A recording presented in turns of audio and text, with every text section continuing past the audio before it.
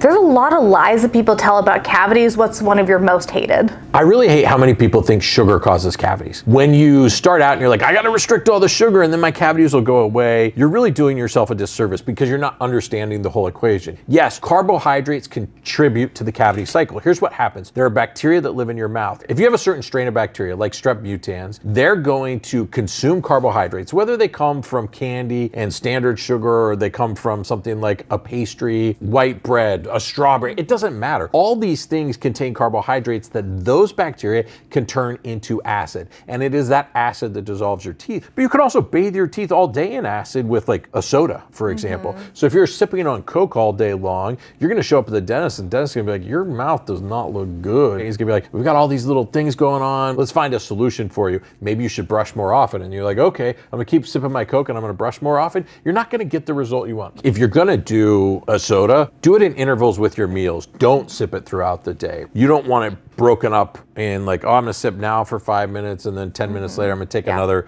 sip or whatever. You just wanna limit it to a quick window of 30 minutes where you're consuming those things. Sugar's not the problem, the bacteria is. So if you're really serious about solving your cavity problem, what you wanna do is go after the bacteria. My favorite tool for that is xylitol. I'm biased, but I think you should use a gum like Epic. It's loaded with xylitol. And when you're using a xylitol gum or a mint after meals, snacks, and sodas, you're gonna really start to see that bacteria fall away. And then you show up at the dentist and you leave smiling because he's like, wow, what have you been doing differently?